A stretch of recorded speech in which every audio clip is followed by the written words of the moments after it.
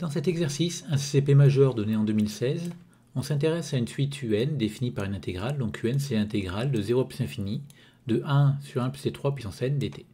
Donc première question, montrer que pour tout n un étoile UN existe. Donc il s'agit ici de démontrer la convergence de cette intégrale.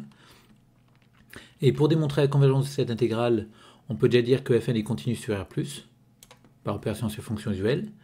On a un équivalent en plus infini qui est en 1 sur t puissance 3n. Comme n est plus grand que 1, c'est globalement un grand taux, voire même un petit taux de 1 sur t2. Or, cette fonction qui a t associée sur t2 est intégrable sur 1 plus infini. Donc par comparaison, ma fonction fn sera intégrable aussi sur 1 plus infini. On fait séparément le bout sur le segment 0,1. Donc sur ce segment 0,1, la fonction fn est continue, il n'y a pas de problème sur 0,1. Donc elle est intégrable sur 0,1. Et finalement, en recollant les deux intégrabilités, on obtient que fn est intégrable sur R+, et donc en particulier, bien sûr, l'intégrale converge, donc un existe. A noter que ici, la fonction fn que j'ai posée, donc c'est la fonction qu'on intègre, elle est positive sur R+, donc l'intégrabilité est complètement équivalente à la convergence, et donc on aurait pu faire de la convergence tout simplement.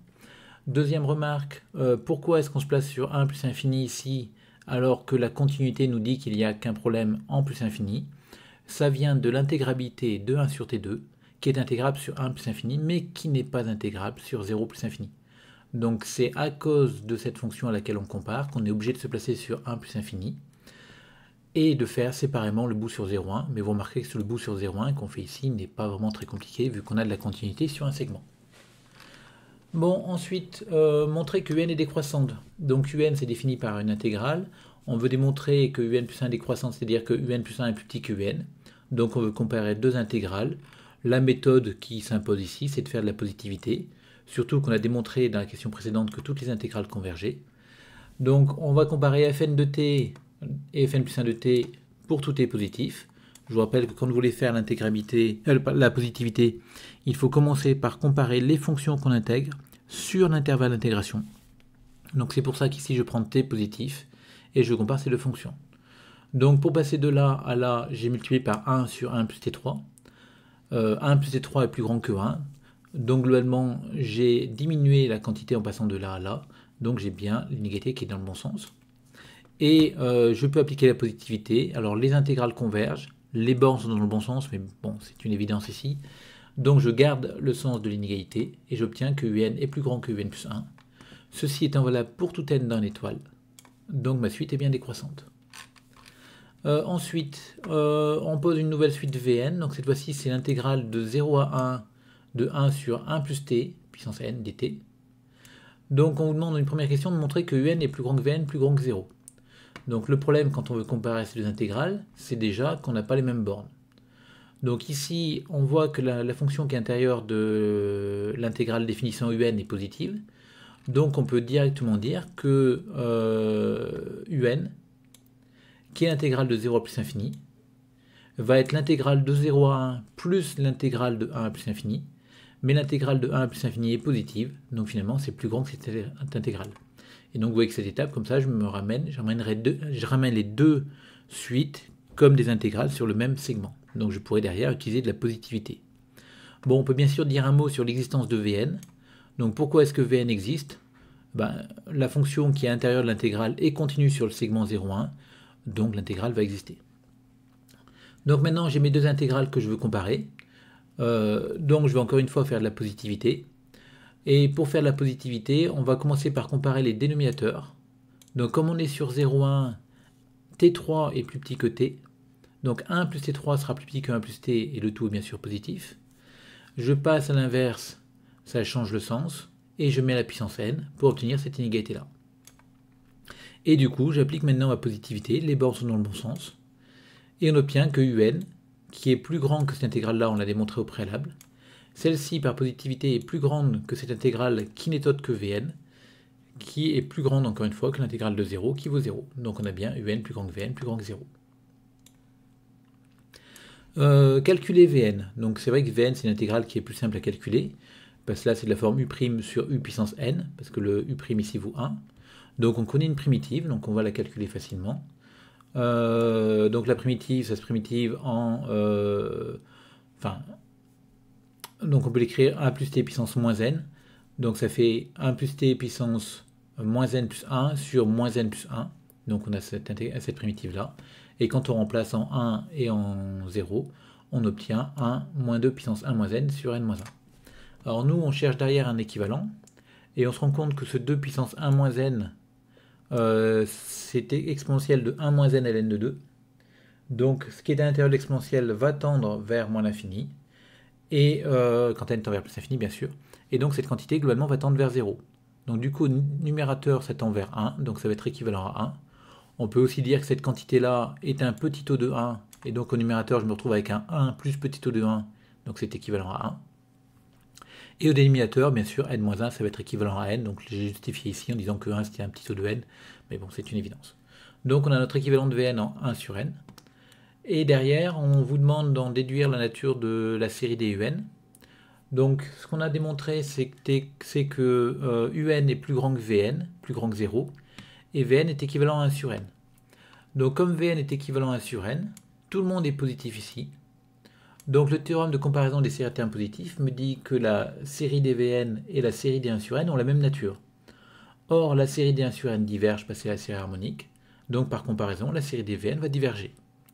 Maintenant j'ai la deuxième relation de comparaison. Donc un est plus grand que Vn, plus grand que 0. Donc je peux encore une fois appliquer le théorème de comparaison des séries à termes positifs. Et je sais que la somme des Vn diverge. Donc la somme des un diverge aussi. Alors ici, comme on avait un équivalent et qu'elles étaient positives, on avait un si et seulement si, donc ces deux séries étaient de même nature. Là, on a un supérieur ou égal, elles sont toutes les deux positives. Donc on a d'après le cours que si la série des Vn diverge, alors la série des un diverge. Et que si la série des un converge, alors la série des Vn converge. Je rappelle ici que la nature d'une série ne dépend pas de ses premiers termes. Donc vous voyez ici, la série harmonique, je l'ai fait commencer à 2, j'aurais pu l'écrire à 1, ça ne changeait pas grand-chose. Et là, si on applique strictement le théorème de comparaison, mon n devrait commencer à 2. Mais encore une fois, je rajoute le terme u1, je rajoute une valeur qui existe bien sûr quand même. Donc ça pose aucun souci ici, ça ne change pas la nature. Bon, montrez maintenant que un tend vers 0. Donc un, c'est défini comme une suite d'intégrales, ou l'intégrale d'une suite de fonctions. Donc on pense tout à fait naturellement ici à appliquer de la convergence dominée, notamment en plus parce qu'on est sur intervalle 0 plus infini, donc on sait qu'on ne pourra pas faire de la CVU. Et on prend donc les hypothèses du théorème de convergence dominée. Les Fn doivent être continus par morceaux sur R plus étoile, mais là elles sont continues, donc tout va bien. La fonction qui a t fixé Fn de t tend vers 0, parce que c'est une suite géométrique de raison 1 sur 1 plus t3. Donc la suite de fonctions Fn converge simplement sur R plus étoile vers la fonction nulle. Et cette fonction nulle est bien continue par morceau sur R plus étoile. Donc on a de la convergence simple, et la fonction limite est continue. Remarquez pourquoi d'ailleurs ici j'ai pris R plus étoile. Ici ma suite géométrique de raison 1 sur 1 plus t3. Si je prends t égale 0, la raison est égale à 1. Et donc dans ce cas-là, j'ai convergence, mais ce sera vers notre valeur. Et du coup, il faudra faire des cas. Et donc comme je sais que je peux prendre ou ne pas prendre le 0, j'ai choisi ici de ne pas le prendre.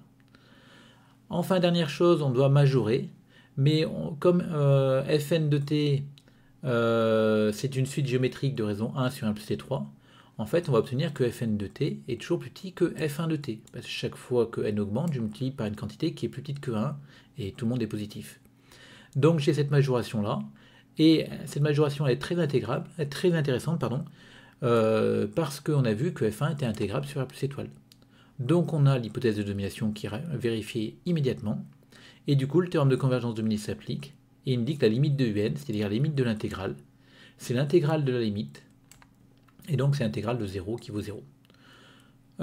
Au passage, je vous rappelle que le théorème de convergence dominée vous donne l'intégrabilité de la fonction limite, mais bon, comme c'est la fonction nulle, j'en ai pas parlé ici.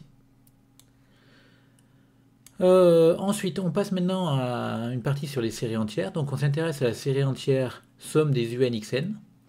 Et on nous demande dans une première question son rayon de convergence, puis préciser l'ensemble de définitions de cette série. Pour quelle valeur cette série converge. Donc pour le rayon de convergence, on a en fait tout vu avant. On a vu que la série des un divergeait. Donc finalement, si je prends x égale à 1 dedans, j'ai une série qui est divergente. Qu'est-ce que ça me dit? Ça me dit que l'horizon de convergence va être plus petit que 1. Ensuite, on a vu que la suite UN était décroissante, minorée par 0, enfin même qu'elle tendait vers 0 directement, qu'elle tendait vers 0. Et donc on sait, d'après le cours, que pour x égale 1, UN xn converge, donc l'horizon de convergence est supérieur ou égal à 1. Et finalement, on a l'égalité, donc c'est ce que j'ai dû écrire dans la correction, j'imagine. Donc effectivement, on a bien la divergence et la suite. Vous remarquerez que pour obtenir la convergence, le rayon de convergence, le critère d'Alembert n'est pas le seul critère, et ici il est bien plus agréable d'utiliser les résultats précédents. Et donc il est important de connaître toutes les caractérisations du rayon de convergence. C'est le sub des R tel que la suite AN ρn est bornée. C'est le sub des R tel que des ρ tel que la suite AN ρn tend vers 0. C'est le sub des R tel que la série des AN ρn converge. Et on prend dans ces trois caractérisations celles qui nous arrangent en fonction du problème posé et des résultats qu'on a eu auparavant. Bon, en tout cas ici, donc on a démontré la convergence. Maintenant, l'ensemble de définitions. Donc on sait que cet ensemble de définitions contient le disque ouvert de convergence, donc contient -1 ouvert, et est inclus dans le disque fermé de convergence, donc dans -1 fermé. Mais je peux exclure le 1 ici directement, parce qu'on a vu que pour x égale 1, il y avait divergence. Et donc il me reste le cas -1 à étudier, est-ce que -1 est dans E ou pas? Et donc pour x égale -1, on regarde, c'est finalement la somme des -1 puissance n un. On a vu que un était positif, donc ici on a une série alternée. Et la valeur absolue du terme général, qui est donc la suite un, est une suite décroissante. On a vu en question 1b, la limite est nulle, question 3. Donc le critère des séries alternées s'applique et me dit qu'il y a convergence pour x égale -1. Donc du coup, -1 est dans mon ensemble de définitions. Et du coup, mon ensemble de définitions, c'est -1 compris jusqu'à 1 non compris. Bon, dernière question, on nous demande de prouver l'existence. Alors ça, je ne vois pas bien pourquoi ils ont mis existence, vu qu'on l'a prouvé dans la question d'avant. Et calcul de S, qui est cette somme-là. Donc, que faire pour calculer ça? En fait, on peut se dire que mon S, c'est la somme des -1 puissance n fois cette intégrale-là. Le -1 puissance n, je peux éventuellement le rentrer à l'intérieur de l'intégrale. Et du coup, je me retrouve à calculer la somme d'une série et l'intégrale. Et j'ai envie d'intervertir le signe somme et l'intégrale pour faire apparaître l'intégrale de la somme. L'intérêt étant que dans ce cas-là, on aura l'intégrale de la somme des -1 puissance n sur 1 plus c3 puissance n. Et cette somme-là, qui va apparaître à l'intérieur de l'intégrale, on saura bien la calculer parce qu'elle sera géométrique. Le problème, c'est comment intervertir. On n'est pas sur un segment, donc la CVU ne marchera pas. Et deuxième chose, on ne pourra pas appliquer le théorème d'intégration terme à terme, parce que quand on va regarder la somme des intégrales des valeurs absolues, en fait l'intégrale de la valeur absolue, donc le -1 puissance n va disparaître, on va retomber sur cette intégrale-là, et donc on va retomber sur la série des UN, et la série des UN diverge. Donc le théorème d'intégration terme à terme ne marchera pas. Alors du coup on va avoir plusieurs options maintenant, enfin plus qu'une seule en fait, mais c'est de s'intéresser à la suite des sommes partielles, et éventuellement appliquer le théorème de convergence dominé sur la suite des sommes partielles, ou pourquoi pas le faire à la main. Donc ici on va le faire à la main, on va regarder notre suite des sommes partielles, donc la somme des -1 puissance n un, donc cette somme avec les intégrales. On peut intervertir les signes somme et l'intégrale par linéarité l'intégrale convergente. Toutes ces intégrales convergent, donc la somme des intégrales c'est l'intégrale de la somme. Cette somme-là, c'est une somme géométrique, je sais la calculer. Et j'obtiens du coup ce terme-là, là, qui n'est pas très très joli, mais bon, qui marche. Et ensuite, je choisis de couper en deux cette intégrale. Donc le numérateur ici, 1 moins, je mets d'un côté ce truc-là. Donc c'est bien une intégrale convergente. Bon, on ne l'a pas démontré, mais on voit bien qu'elle va converger parce qu'en plus infini, on a équivalent 1 sur T3. Et en 0 sur 0,1, ça va être continu, donc pas de problème. Plus -1 puissance n fois cette intégrale-là. Et cette intégrale-là, c'est pareil, on voit bien qu'elle converge parce que n est dans plus grand que 1. Et la quantité à l'intérieur de l'intégrale va être positive et plus petite que f grand N de t. Donc on aura de la convergence aussi. Donc on a ces deux intégrales-là qui vont converger. Et en fait, ici, on va démontrer tout simplement que ce bloc-là tend vers 0. Donc on va même enlever le -1 puissance n. en utilisant la positivité. Donc on a 0 qui est plus petit que cette quantité, qui est plus petit que 1 sur 1 plus c3 puissance n, qui vaut fn de t. Et donc la positivité de l'intégrale me dit qu'on a 0, plus petit que cette intégrale-là, plus petit que un. Et comme un tend vers 0, le théorème des gendarmes me dit que la limite de cette intégrale-là est bien égale à 0. Donc du coup, quand on reprend notre calcul, on a notre somme partielle qui vaut cette intégrale-là plus moins 1 puissance n, donc qui est un truc borné, fois cette intégrale qui tend vers 0. Donc ça tend vers moins l'intégrale de 0 à plus infini des 1 sur 2 plus c3 dt. Et on voit que le signe est plutôt cohérent. Parce que si vous vous rappelez bien ce qu'on avait dit, on a dit qu'ici c'était une série alternée. Donc, enfin, quand n égale plus infini, bien sûr, hein, mais on va tomber sur une série alternée, donc celle-ci. Une série alternée, on sait qu'elle est du signe de son premier terme. Alors, parce que la suite un est bien décroissante à partir du premier terme. Donc, elle est du signe de son premier terme. Pour n égale 1, c'est négatif. Donc, ce n'est pas surprenant d'obtenir une quantité négative à la fin. Cette intégrale, bien sûr, est positive, donc ça donne bien négatif. On peut éventuellement essayer de calculer cette intégrale-là, mais à mon avis, c'est pas du tout dans l'esprit du programme. En faisant une décomposition en éléments simples, des choses de ce genre-là. Mais je ne vais pas le faire ici, parce que je ne pense pas que ce soit dans l'esprit.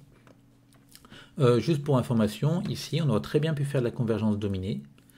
En majorant du coup cette quantité-là, elle est plus petite que 2 au numérateur. Et au dénominateur, on a du 1 plus t3 moins 1. Et on va pouvoir faire 1 plus t3 plus 1, donc du 2 plus t3. Et du coup, on va pouvoir appliquer notre théorème de convergence dominée en majorant par 2 sur 2 plus t3. Et ça marchera très bien. Donc la domination marchera et la convergence simple marchera aussi.